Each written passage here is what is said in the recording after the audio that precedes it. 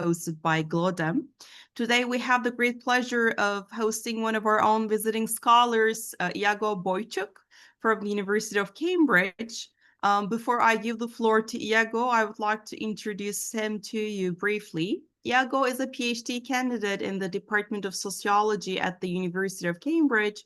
He's broadly interested in geography of media and communication, as well as the interplay between global development, digitalization, and multilateralism. More specifically, his work lies at the intersection of digital infrastructures and sustainability, science and technology policy, and the governance of large-scale socio-technical systems in the global south.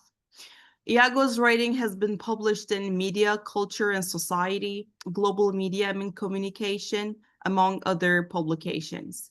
He has published on 5G networks, fiber optic subsea cables, data centers, and communication satellites, and has held consultancy and internship positions with the World Bank's Vice Presidency for Infrastructure, as well as the ITU. As I had said, for the 2024-25 academic year, Iago has been a visiting doctoral researcher, both at GLODEM and also at the Center for Computational Social Sciences here at Koç University. Iago is originally from Brazil. He holds a Master of Science degree in Comparative Media Studies from MIT, where he was a Lehman Fellow, and he also holds a Bachelor of Arts in Media Studies from the University of Oregon.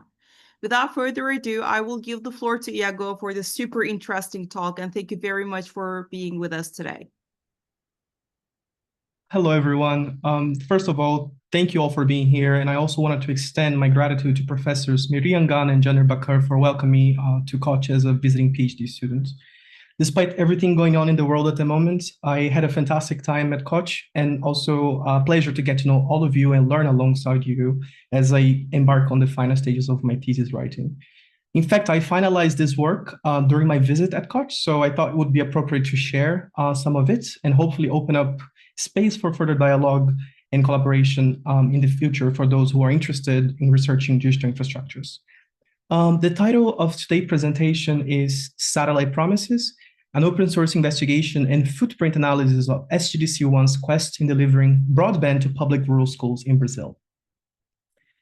So in this work, I conduct a critical analysis of the SGDC1 satellite as a social technical system that is deeply intertwined with state articulations over the digital divide in Brazil. But why focusing on this particular satellite system, you might ask? Well, the SGDC1 is known as the first communication satellite that is owned and operated by the Brazilian government. It represents a major investment for a developing country with a total cost of about $70 million. It was developed through a technology transfer and absorption program in partnership with a manufacturer in France. And in terms of design, the SGDC is a highly complex object. It's what is it usually called in technical terms as a multi-spot beam high throughput satellite, or HTS satellite, which enables it to cover both civil and military data transmission and cover 100% of Brazil's continental territory. It is operated by Telebras, which is a public traded company and that has mixed capital ownership, in which the Brazilian government holds the majority stake. So it kind of gives a sense of why this object is highly important for investigation. So in this paper in particular, I explored three research questions. So one of them is how the digital inclusion, rural school connectivity, and telecom policies intersect with the satellites. How does the government utilize visual media strategies to portray the satellite as kind of a domestic broadband connector savior? And what are the underlying challenges or contradictions that might limit, or the different frictions that might limit the state agenda for digital inclusion through satellite-enabled means, especially in the context of rural schools, which is one of the targets of this particular project?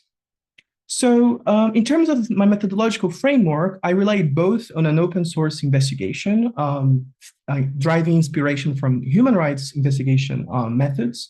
So looking at the open source of a sweet diversity of sources. So digital archives of news media, engineering sketches by private companies, policy documents involving the satellite, and also audiovisual content kind of articulating the workings of this object. In particular, I focus on the different public and state discourses that involve the satellite and triangulate that for kind of removing discrepancies or other biases that might exist in the data.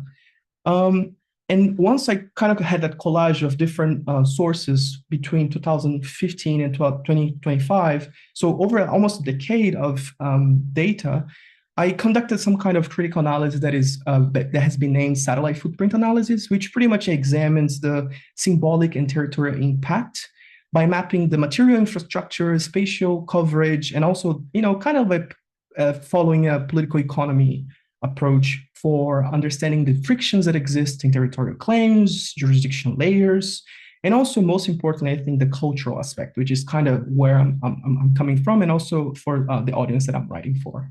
So in doing so, I kind of, I propose a critical reframing of kind of going beyond the satellite as the savior or nation state apparatus for digital divide, and kind of proposing an inductive and interpretive framework that looks at the technical political dimensions, the cultural symbolic mechanisms of this object, and also the infrastructure means in which it is symbolized by the government and for the greater audiences. So in terms of kind of locating within the literature of what's been already published on satellites, so across the social sciences, the literature on communication satellites often underscore their role in globalization processes, transnational exchanges, cosmopolitan citizenship, and biopower, especially in regards to media distribution and notions of sovereignty. Since the early 2000s, lower production and launch costs attracted new actors and capital, fueling explosive growth in satellites. And since 2019, a global launch activity has been dominated by broadband constellations in the so-called low Earth orbit satellites, so LEO. And as of last year, SpaceX and OneWeb operated a constellation of over 5,600 of these kinds of LEO satellites, respectively, which accounts for more than half of all operational satellites in orbit at the moment. In the graph, we can have kind of a sense of satellites by activities according to OECD data to kind of see how that has been progressing and growing over the years. Advances in satellite technology are indeed accelerating rapidly, as seen in headlines almost daily, which highlights the growing need for more coordinated dialogues around this expansion beyond the industries that fuel this kind of expansion and investments. The private sector at the moment is actually driving this new so-called space race, with both tech giants and startups heavily investing in the systems in applications that range from remote sensing to broadband delivery. However, challenges also capture headline attention, such as the disruptions that the systems might pose to astronomical observation, or incidents like SpaceX's recent test launch, which affected commercial flights across the Caribbean. So how to make these companies accountable for this kind of new paradigm shift once governments are leaving the picture and more private actors are entering? It's an interesting area that demands further research. But for this paper in particular, I focus on the articulation of communication satellites in relation to the Global South. And there is a significant gap so far in understanding the dynamics involving the different kinds of governance structures of communication satellite projects across the so-called developing world. One of the first and early systems that was developed in the Global South was Indonesia's Palapa system in 1976, which is arguably the first public-funded communication satellites among developing countries. And an interesting fact about Turkey in this example is that space activities in Turkey were first included in the government's agenda in the 1993-2003 Turkish Science Technology Policy. And in the Middle East, Turkey is not the earliest entrant in satellite technology, but not the last. However, it's relatively strong nowadays, given its industrial base, geographic advantage, and also different kinds of membership, NATO, and also with different kinds of state agencies. So it is, without a question, a regional leader.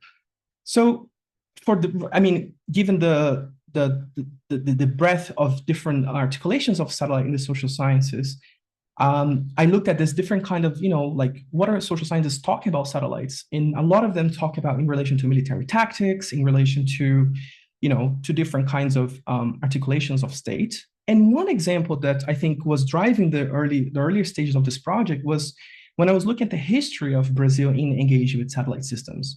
So even before diving into the kind of the main circuits of knowledge involving satellite as a state apparatus, one of the earliest projects was a C project from 1960s and 70s, which was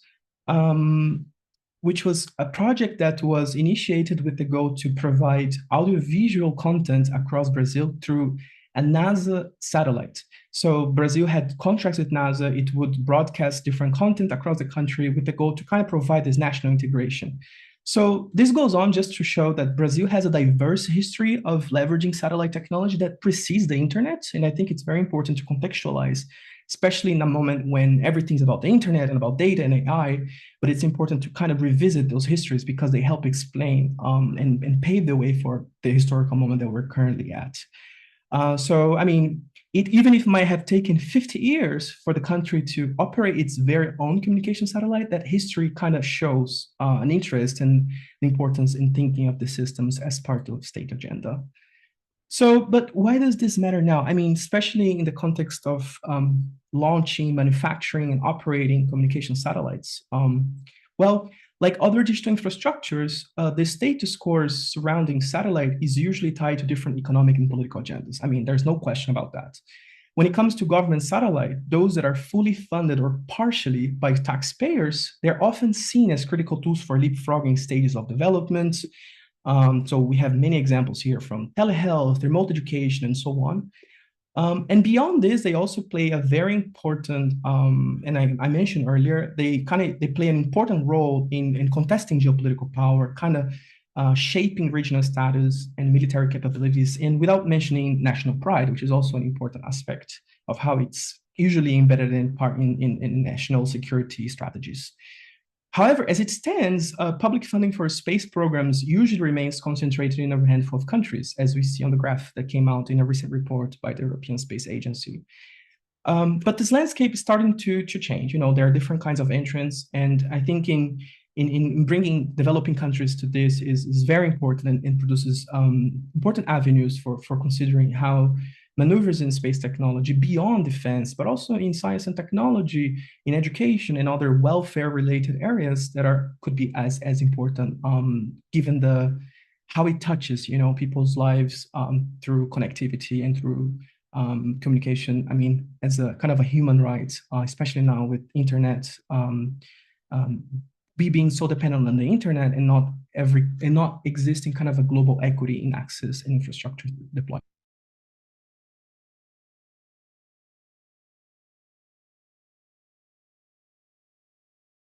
This is very complex to address, but I think hopefully will become clear as we discuss the kind of the typology of the country when it comes to internet penetration and also geographic disparities. So today, nearly 80% of Brazilians have access to the internet.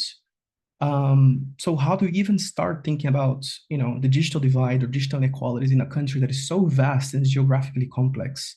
So these two maps kind of give an overview. The first one shows the urban-rural typology. So dark green for remote rural, gray for urban, and light green for adjacent rural areas. And the second map shows data from the internet speeds data as reported by the National Telecom Regulatory Agency, which with the darker southeast region, such as the state of São Paulo, reaching up to 34 megabytes per second. So what I'm trying to say is that locations predominantly rural are areas where fiber cannot reach, and therefore where connectivity is either more expensive or it is hard to deploy infrastructure, in part because there is not a return of investment model that would justify investment in a location there are not a lot of people. And so on the other hand, it produces this kind of dark spots of information, which kind of is a term that has been used over the decades to refer to areas where internet connectivity cannot reach beyond 4G coverage. And in thinking about this sort of these paradigms, you know, of connectivity, and kind of look at it through the lens of school connectivity, which is one of the focus of the SGDC1 as a state project, it makes things even more complex. So according to the last census, Brazil has 182,000 schools with 57,000 located in rural areas, serving over 5.5 million students. So that's more than the population of Slovenia and Mongolia combined, just to kind of have a sense of how many people we're talking about. And although school infrastructure has improved significantly since the 90s, including access to electricity, computers, TV sets, and so on, rural schools still face significant disparities in learning outcomes compared to urban schools. So needless to say, a remaining issue is the lack of reliable internet, which leaves many rural schools where fiber cannot reach simply disconnected. So since the early 2000s, there has been a problem that has been going on for decades. Two governments have emerged: the e-government, GSAC, and the National Broadband Plan. Both kind of emerged as overarching means to tackle this challenge of digital inequality at the federal level.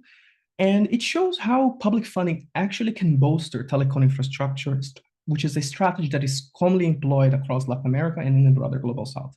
And within these two umbrella programs, there have been dozens of other programs that have emerged over the past 2 decades, focusing on connectivity. So the Wi-Fi Brazil program, Internet for All, Computer for Inclusion, it kind of gives this idea of like more connectivity, better development, better outcome in social systems.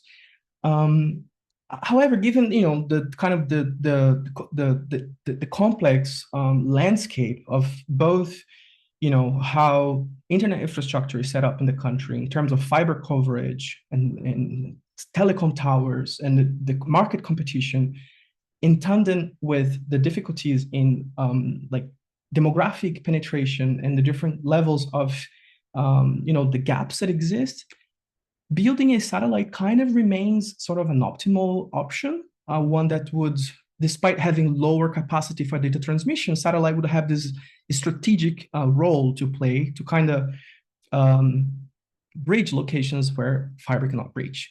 So after many years of active policies to build a nationwide telecom infrastructure, the idea of a domestic satellite gained political support in the 2010s. So a lot of things happened in the 2010s, including allegations against US espionage on Brazilian oil firms, the whole discussion on digital sovereignty that was, started to be uptaken in Europe. And that kind of became part of the discourse of, the country kind of getting together and say, look, we need to have our own satellite infrastructure. We cannot rely on international contracts for leasing our own satellites for data transmission. And then so in the 2010s, that's kind of when the idea for the satellite took off. Even though Brazil has a long history of engagement with satellites for Earth observation, including the Amazon, remote sensing, and so on. But one focusing particularly on communication satellite was absent until that point. So in 2012, President Dilma Rousseff at the time signed a decree to kickstart the planning of the SDGC-1. So the early project documents, when I was kind of excavating the history, made it clear that the government's goal was to have a constellation of 3 of those satellites. So they would be launched every 5 years. However, this plan never came to fruition. Only the first SDGC was launched in 2017. And we do not yet have a second satellite. So there's not a, so it kind of shows that political cycles, uncertainty, financial issues, and governance constraints really put limit on how the infrastructure plans and projects and projections can actually be kept and maintained. And this is especially significant in a country where government's quite present in terms of, historically, in terms of helping co-fund telecom infrastructure, and also kind of having issues with keeping the promises with different political climates that have, shaken the country since the impeachment in 2015 and what came after with Bolsonaro and so on. So I think this gives the sense of how the satellite kind of emerged in the context of, building a national infrastructure that would enable connectivity. But what does this mean in terms of once the satellite is launched and it's kind of when it is articulated through and for those that it aims to serve. So the communities at margins without connectivity. So in turning, in the paper, this section, I turn to a focus on space-telecom discourse via the televisual, via high-profile events. So after exploring the sort of the satellite emergence within Brazil's geographic and policy context, I now shift focus to what happens when the satellite's operations are materialized through the images of the televisual.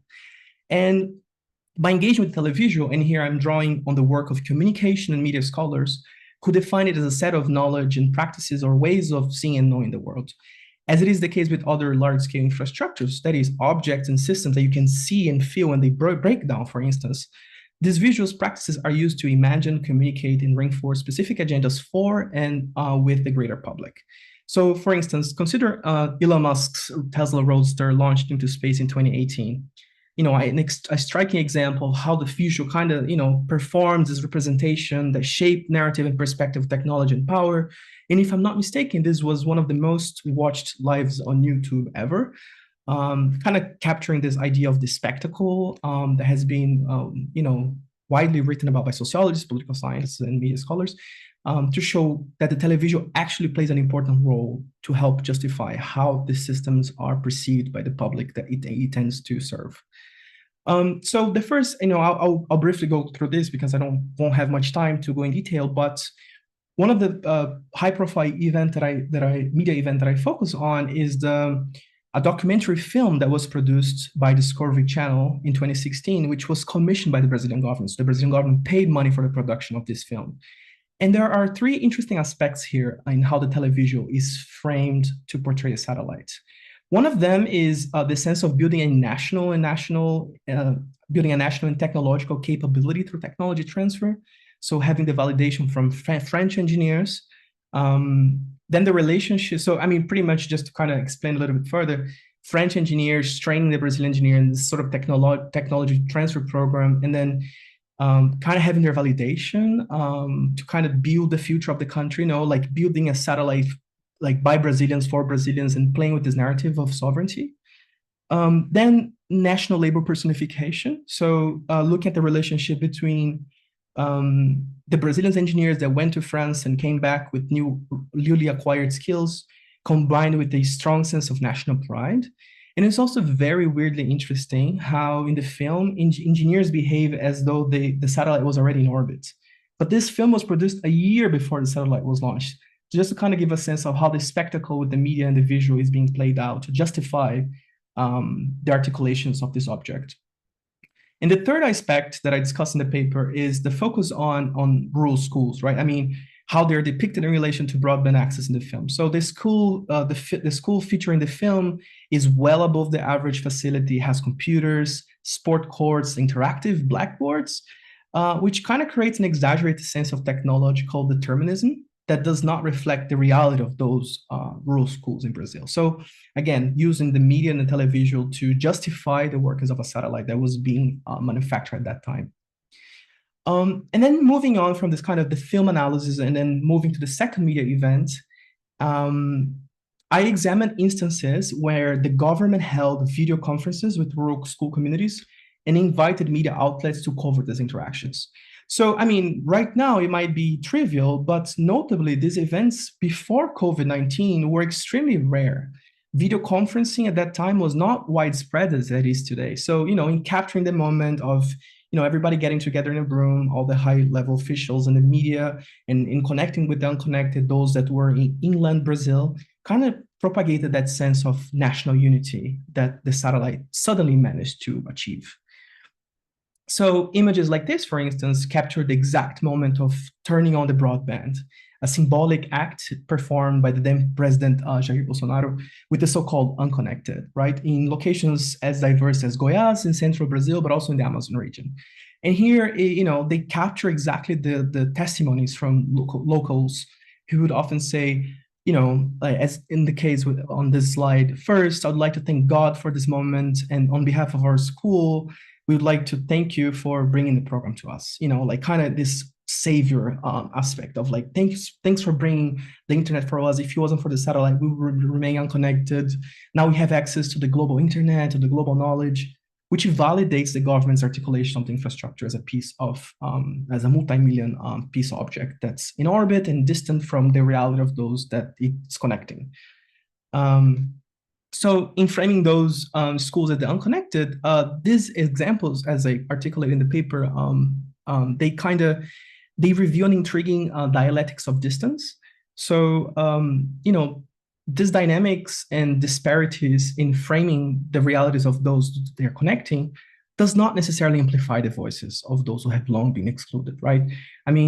Rather, one could argue that the television instead places the unconnected at the center of attention. So reinforces a government narrative of connectivity. It positions the SGDC not as a savior of broadband, but also as a tool for national integration, which is symbolized modernity, in these locations and communities. Although those communities might already be connected through 4G, in their homes and so on. So I think they're really pushing for that narrative of connectivity through an object that was funded by taxpayer money. So this orchestration goes beyond technology, advocacy, or digital inclusion campaigns, as I argue. It serves as kind of a space-telecom discursive tool within a media ecosystem that projects technological deterministic messages. And in doing so, it obscures issues of governance, citizenship, militarism, power, and surveillance, given that this is a military civil satellite. It's not just a civil satellite.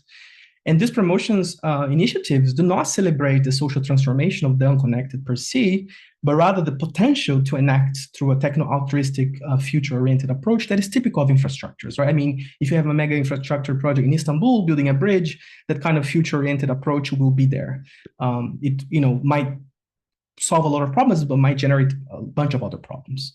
So as other scholars have already noted, bridging digital disparities in the global south is not just about connecting them to the internet. I mean, there is more than accessing to computing devices and broadband infrastructures.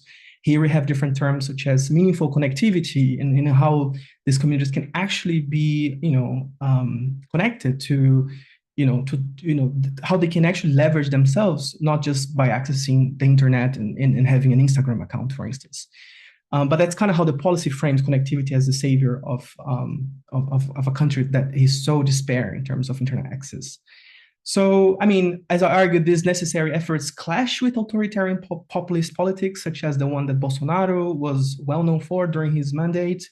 And, the social media live interactions that he was known for, performative public engagement, confrontation with the media institution, intellectuals, and political opposition, all, kind of make Bolsonaro as this like corrupt person, viewed as, responsible for, like kind of blaming everyone else for the situation of the country at the time. So, and I think I'm saying all of this because the satellite was not envisioned or conceived during his administration. It was actually a project that was, as I said before, it was in the early 2010s that started, and that was during the Works Party administrations in the early 2010s. So Bolsonaro kind of appropriated that, momentum to propagate the image of a national unifier that would benefit access to that would kind of bring modernity to those communities. And so just kind of to wrap up the televisual aspect and going to the final part of the paper, I turn attention in the paper, and I think perhaps I swapped the order for clarity, but perhaps lack of thereof. But the governance aspect that comes afterwards, I think it's very much important because it helps situate why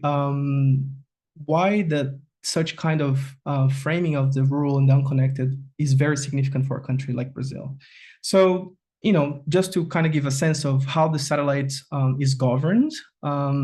So in contrast to the celebratory images and narratives that I showed, involving rural schools, there's a deeper and much more complex reality that remains largely overlooked by the general public regarding the satellite's governance.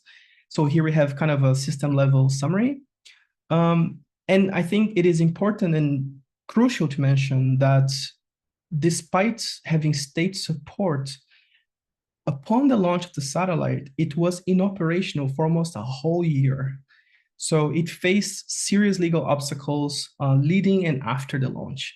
So for example, in February 2018, Telebras had to team up with Viasat, which is a global leader in satellite communications. But shortly after the satellite's launch, the Brazilian courts raised concerns about the contract. So there was issue with the contract because they were saying, oh, the company doesn't have an office in Brazil, so they cannot be part of this public-private partnership. And ultimately, it ended up costing over $38 million in financial loss, just for keeping the satellite in orbit that was inoperational.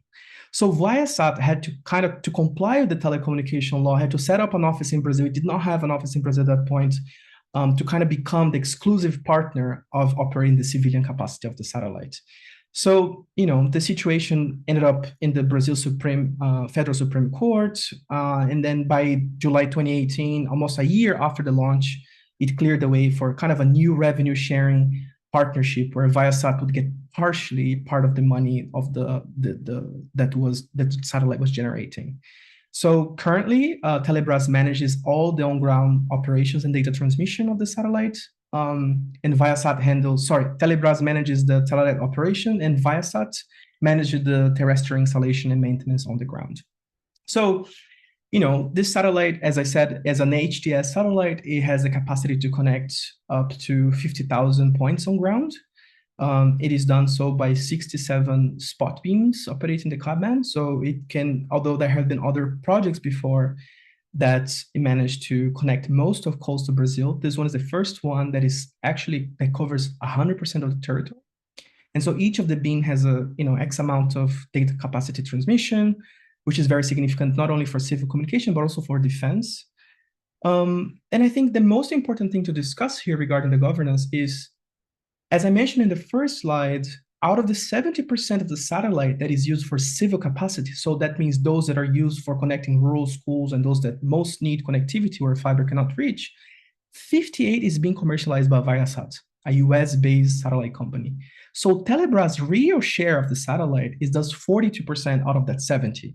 So this raises an important question. Is this really a taxpayer from the satellite genuinely used to serve those in need? While this question offers kind of a fresh perspective on the SGDC as a national integrator, it also highlights a familiar issue. In Brazil and across many countries in the Global South, digital inclusion policies are often shaped by political cycles and issues of financial uncertainty. Therefore, the commercialization of a satellite, originally intended as a public service, necessitates rigorous transparency and kind of evaluates to ensure that it fulfills its stated digital inclusion goals. So, as I said, thus far, millions of students are now reported to have been connected to this thanks to the satellites. The government usually articulates it as sort of a success story, but there are some issues that remain largely invisible, and I was only able to map out those issues just going through the documents and then watching the different hearings and so on, which pretty much says, well, sure, we have a satellite that, what is the implication of relying on a single highly complex object with a limited lifetime as a national media infrastructure? I mean, if you put all of your dependence on one single infrastructure, what does it happen if it breaks down?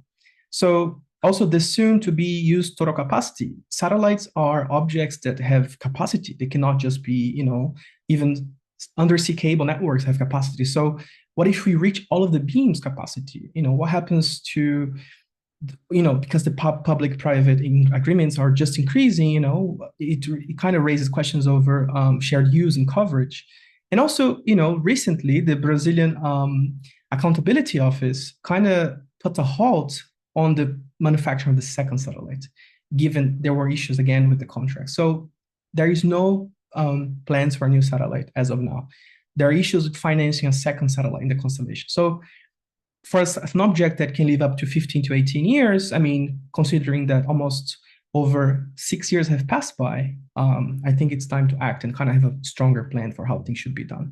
So just some implication, and I'm reaching towards the end, is I think very much deeply to issues of digital inclusion, rural school connectivity, integration, and how telecom policies are enacted and articulated by states. I mean, some provocations, what happens if the satellite breaks down? I mean, infrastructures have lifetime. What happens when the SGC reaches 100% of its capacity? What happens if Viasat, for some reason, pulls out of the agreement to provide on-ground infrastructure? Or what happens if Brazil is unable to publicly fund the next generation of satellites that are part of the constellation? What happens to schools, the unconnected, or those in the so-called dark spots of information? And what happens when new foreign actors, SpaceX, Amazon, and so on, kind of emerge with plans to provide satellite-enabled connectivity to the country?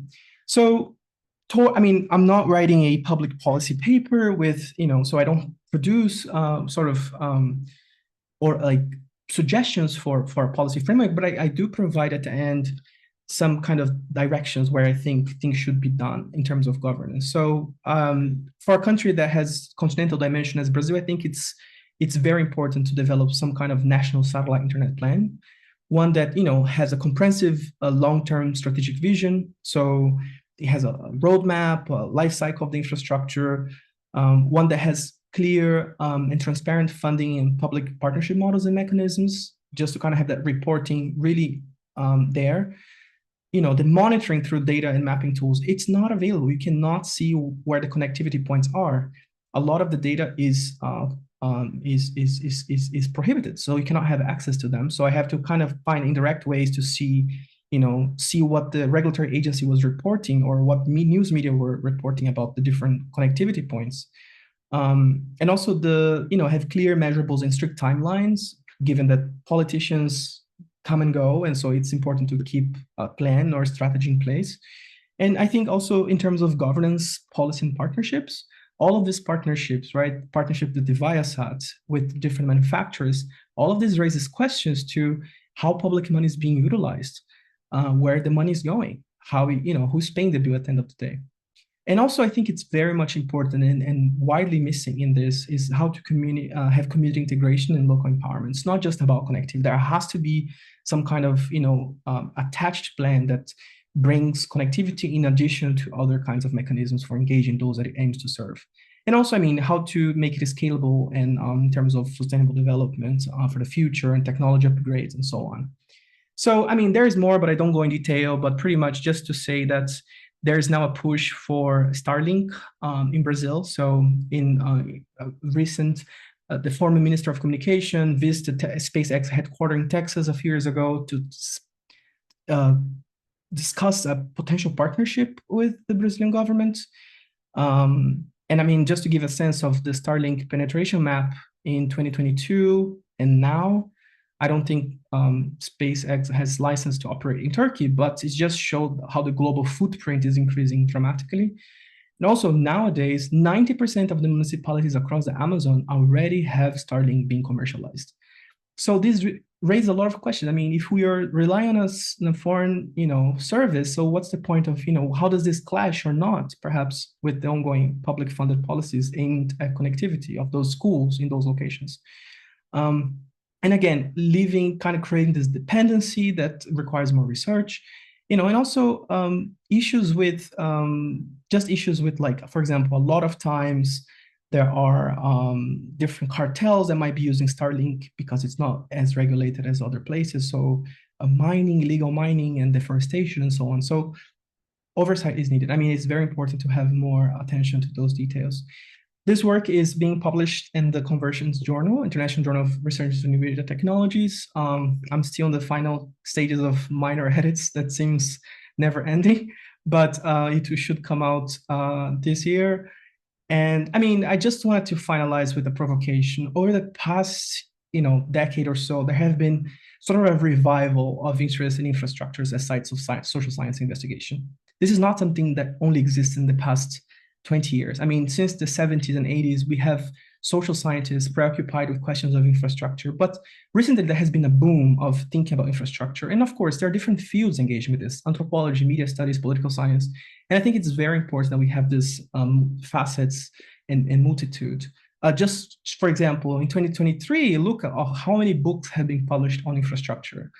However, more research is needed, I think, especially beyond US and EU context. A lot of these books focus on US and EU, apart with like perhaps 2 or 3 examples from this slide. So I think we need more research. And I think during my time in Turkey, I read some of these works, and I think it's fascinating. So the first one by Bojczuk, I think University of London, I'm not sure, she wrote a book about Turkey and the Ottoman Empire. So saying that a history of communication infrastructure is not a product of the West. I mean, because that's often how it is produced, right? I mean, internet infrastructures are a product of the US, of ARPANET, of the internet, but there are all kinds of modernity that emerges in other parts of the world that demand further investigation. A lot of activity also going in the space sector in Turkey. This Turkey Space Agency, I think, was established only in 2019. So, and a lot of activities already happening that requires social scientists to be looking at those as well. So with that, I just want to thank you all for being here once again, and apologies if I went beyond time. Thank you. Thank you so much, Iago. And you didn't actually exceed your time. It's perfect timing, actually. Before I give the floor to our audience for Q&A, maybe I can use the moderator privilege, and everyone can feel free to put their questions in the chat box. I'll just read them out loud, or in the Q&A part. Also, that works, I think. So, I mean, I learned so much, first of all. Thank you so very much. This is really inspirational work, and I really look forward to reading the publication that comes out of this. The question I had in mind is regarding the geopolitical implications of this. Given the collaboration with France for manufacturing and the US-based Viasat for ground infrastructure, how do geopolitical tensions or shifts like, trade disputes or security concerns would impact the operation or reliability of the SGDC-1? I mean, does Brazil have any contingency plans for such risks? Maybe we can start with this question, and then we can collect a round of questions and get back to you then. Thank you very much for the question. I think it's a brilliant one. I think Brazil has a very interesting political agenda when it comes to foreign affairs.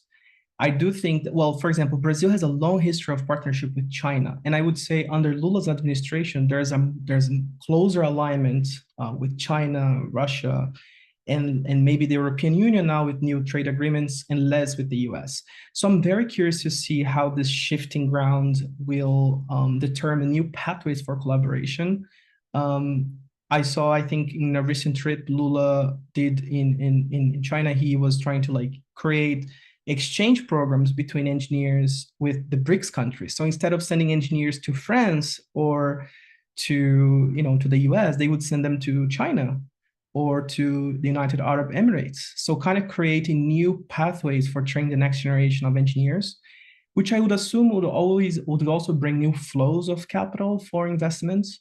So, what would it look like if Brazil was to partner with the UAE and China on a new satellite systems? I mean, what kind of issues this would emerge on a global stage, with allegations of espionage or communication and so on. So I think it's very interesting because Brazil plays this kind of neutralizer role in global affairs, kind of trying to be everyone's friend.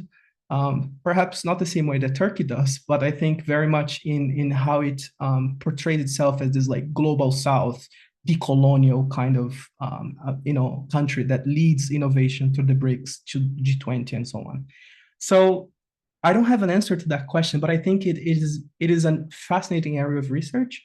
And I think one of my future projects, and we discussed about this earlier, is I would be very interested in looking at the different space policies of BRICS countries as, this geopolitical order is being shifted with the US now changing leadership in space affairs.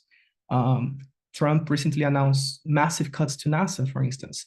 So, what would this look like? Would science, perhaps in scientific exploration side of satellite, maybe there's an advantage for developing countries to kind of emerge. And, because I think US is very much kind of centralizing its activities now in funding a trip to Mars and doing all of this research with SpaceX, and kind of have this more private outlook towards satellite systems. So I think it's an important question. I hope perhaps some of the audience members, someone writing a thesis on in the policy department can take this on. Thank you so much. There is a question in the Q&A. I'll read it out loud because we're recording this session and we'll be uploading it on our YouTube channel. And most of the time, people actually watch it after the seminars. I hope that's all right with you. So the question is, thank you, Iago, for your presentation. And this is coming from FL Carso. You said Turkey wasn't the last, yet wasn't the first entrant to satellite technology in the Middle East. Just a quick question. I know that the Middle East satellite technology is not your main topic, and out of curiosity, who was the first entrant to satellite technology in the Middle East? And did it pop up because they didn't want to rely on international satellite for communication? That's an excellent question. I think, I'm not a specialist on the Middle East by any means, but if I'm not mistaken, I know the UAE has been a leader, regional leader, but that's recent, right? So I'm wondering if, I don't know. I don't know who the first entrant was, but I do know that there has been for example, at least in the communication side of things, the TV systems played a big role. For example, Al Jazeera, right? I mean, in broadcasting signals across the Arab-speaking world, Al Jazeera played a massive role in connecting the Arab world, right? I mean, with broadcast of like TV content, of audiovisual content, it kind of provides this unity, cultural unity. The same did not happen at the same scale in South America, for instance.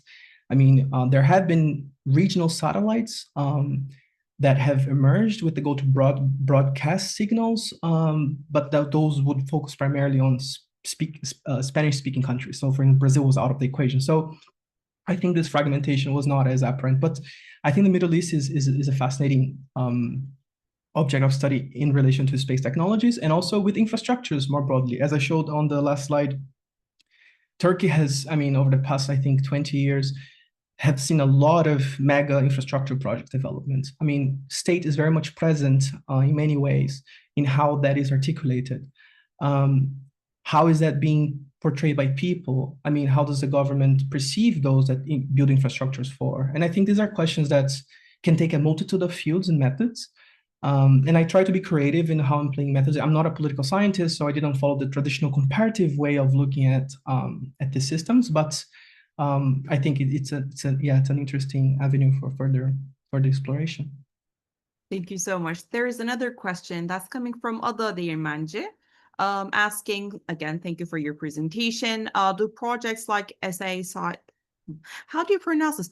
Satellite Scientifico, I suppose, represent digital colonialism or actually a genuine development tool, considering NASA's involvement a sign of interdependence rather than dominance, maybe? This is an incredible question, and thank you so much, Hala, for that.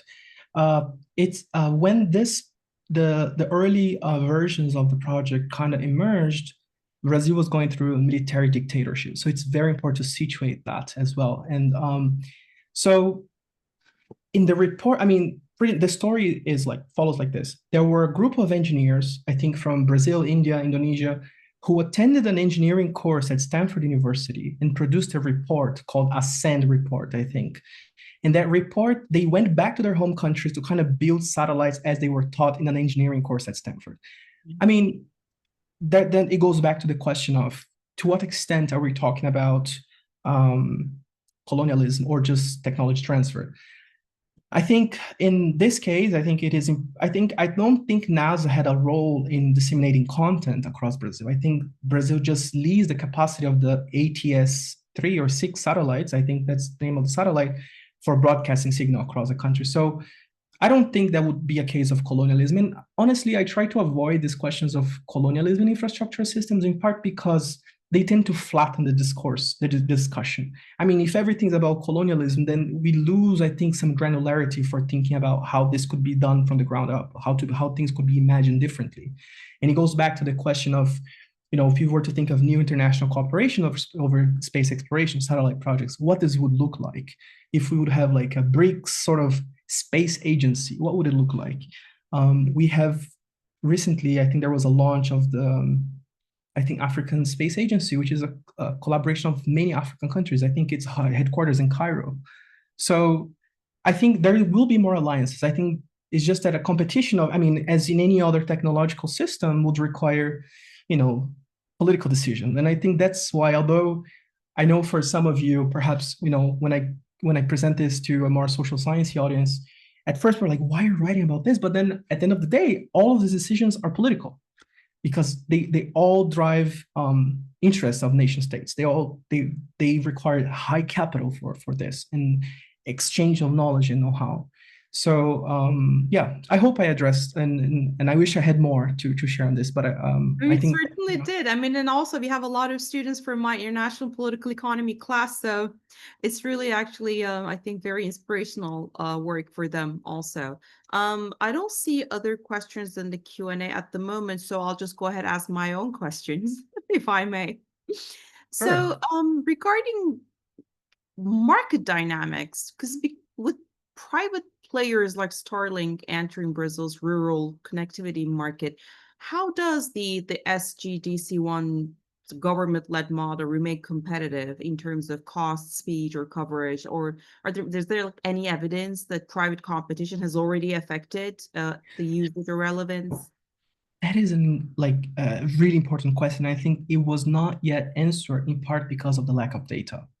I don't think the regulator releases data on the SGDC connectivity points. I heard last time that they're building a new map where you can track the data, but that information remains, especially the military side, remains protected by the government, so you can't really access.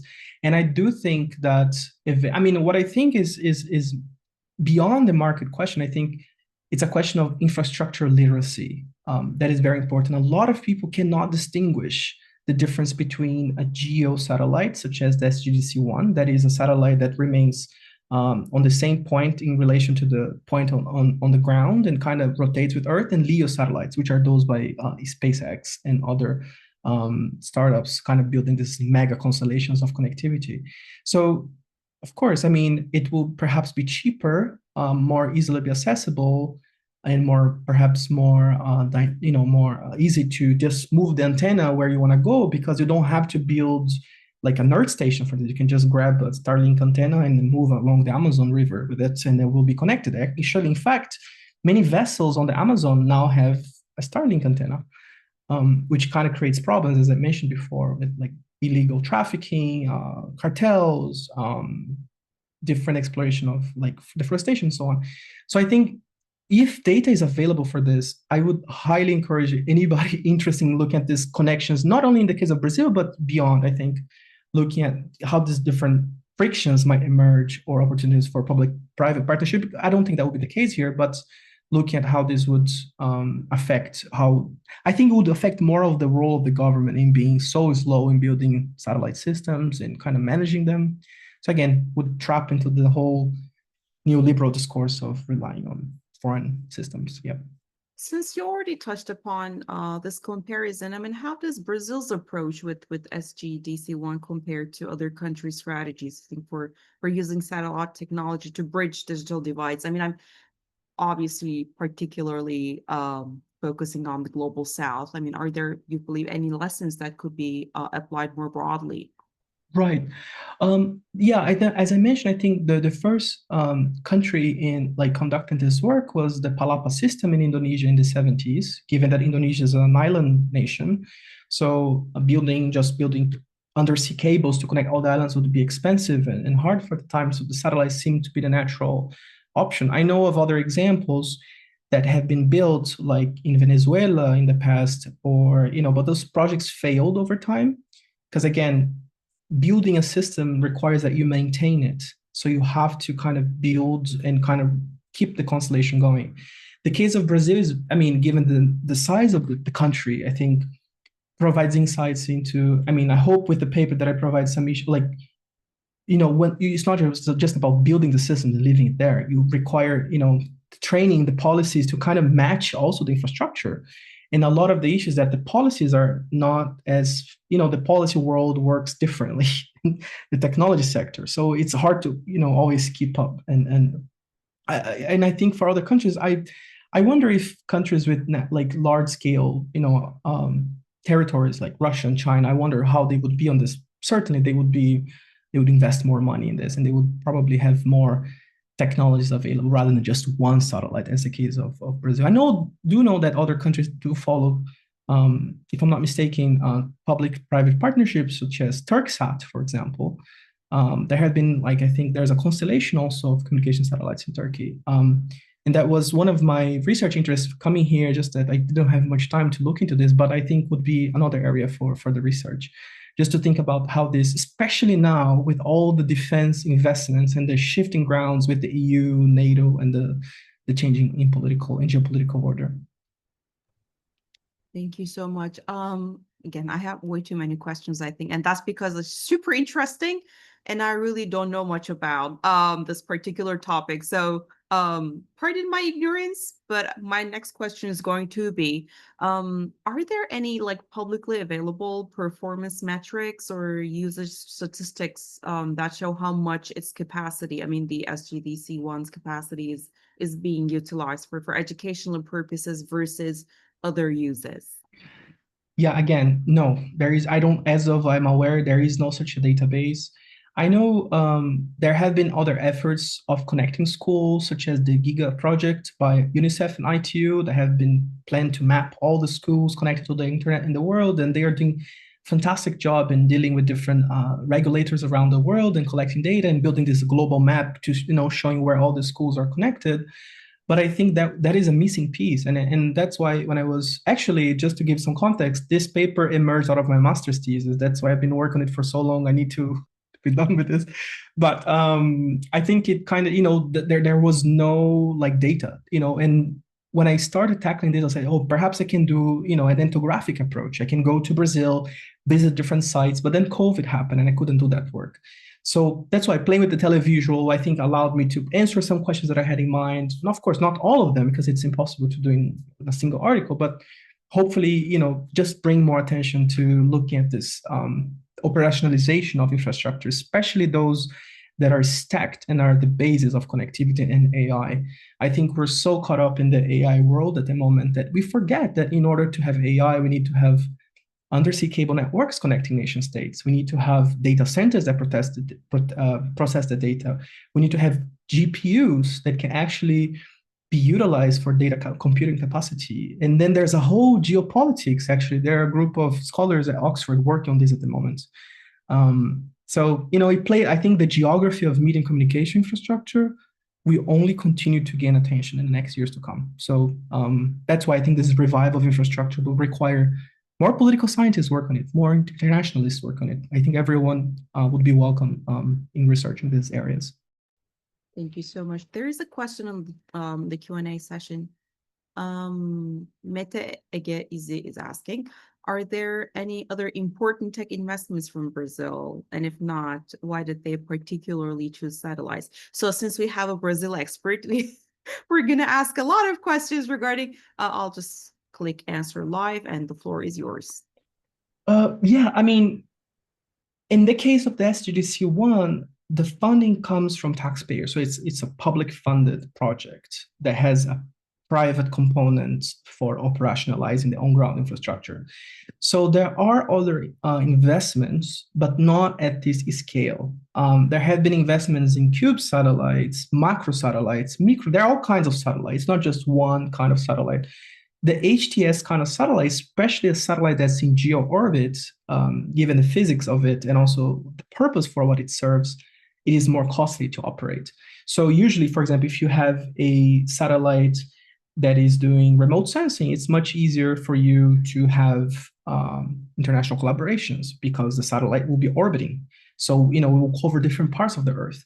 But if a geo satellite is usually covering a particular point in relation to the ground, so therefore it's usually done by one country or countries that fall within that footprint of the satellite as it covers the data transmission. So there are different startups and manufacturers at the moment in the countryside of São Paulo, with these new engineers that have been trained abroad coming back. They're building Brazil is very good at, manufacturing, but we still rely on rockets from other countries, for example, for launch. And so I think in terms of manufacturing, yes, there's excellent and very active manufacturing capabilities at the moment. But in investments of this scale, I think there's yet to be seen. In satellite domains, I mean. Okay, thank you so much. One more question from the moderator. Given the environmental concerns that are associated with satellite launches and space debris, how is Brazil addressing these issues in space program? I mean, particularly regarding the SGDC and future satellites. Yeah, it's an emerging topic within the Brazilian government, I would say. And I know there is going to be some of this will be addressed in the upcoming COP in Belém, in the Amazon region. And one of the pillars that Brazil is focusing on is sustainability of orbital launches. So it's a whole area of research called situational awareness. So the UN body that focuses on this is based in Vienna, and it does focus a lot of the work on mapping, like deorbiting satellites. There's a cemetery orbit for satellites, because they will be just increasing, and this will have consequences for the entire. I mean, imagine you're on a plane on a transatlantic flight, and a satellite debris hit your plane. I mean, you're flying over international waters. Whose responsibility would that be? So I think it's going to be a question of political engagement in the future as well, and also very much important to keep this connected to the industries that manufacture and operate those satellites. So the private sector has to be part of the discussion, and I think that's what makes large-scale infrastructure so interesting, because you do have to involve all stakeholders. It's not merely a state project. I mean, it is a state project that has contracts with private companies, and it does require that you look at the people that it ultimately serves. And that kind of holistic approach is very much, I think what we do as social scientists, and very much important, because oftentimes engineers will have the systems thinking of this, but they will not perhaps locate this in a historical moment or in a social and ethic dimension that is so important. Thank you. There is one more question in the Q&A box. Boran Mahmutol is asking, do you think in the future, can Brazil be the dominant manufacturer of satellites? If yes, approximately how long will it take Brazil to achieve this big of manufacturing capacity? I also have to say, since we have a lot of students from my Intro to Global Political Economy class where we speak about the rising powers, some of our students also sometimes ask, why do we speak about China all the time? What about Brazil? So I think that was a good time to speak about that.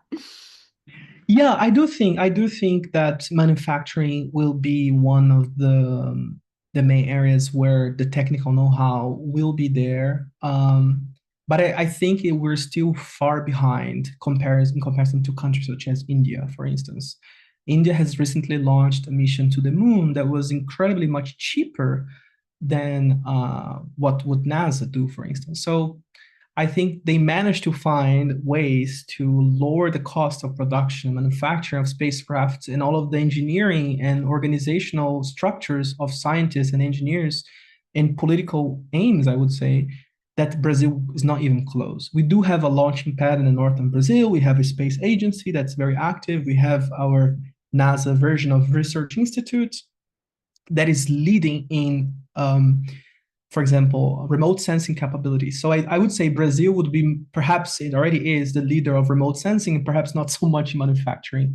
As we learned in Professor Angan's hackathon, like Brazil was one of the first countries actually to share data on remote sensing in the Amazon region. So all of this open data movement for sharing data between countries on fire detection, on carbon emissions, and so on. I think Brazil is a good model for that, because it pushes for this kind of global, because we're not really, as a country, not really geopolitically intertwined with contentious topics that would involve national security, for instance, competition, and so on. So I do think that places Brazil as kind of not as a proxy per se, but as a nation that is very important in being part of the discussions, given the size of the country, the size of the population, and also the technological capability that is building over the past 30 years.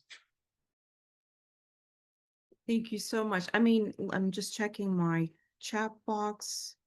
We're past our time, so I know I have to wrap up, and I can always ask my questions to you later. So, because again, it was super interesting. I myself learned so much.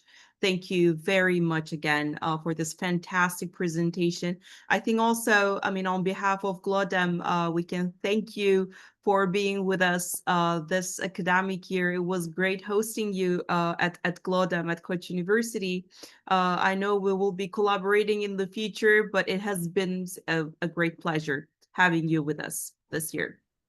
I must say the same. Thank you very much for hosting me, and I'm grateful for the opportunity to be at Koç and in Istanbul and to learn from all of you. And I hope we can stay in touch. Of course, and I'm not sure if you're seeing the Q&A box, but Caner Hoca, our director, is also with us today, and he's also thanking you very much. Thank you, Professor Bakker. With that, I'll pause recording.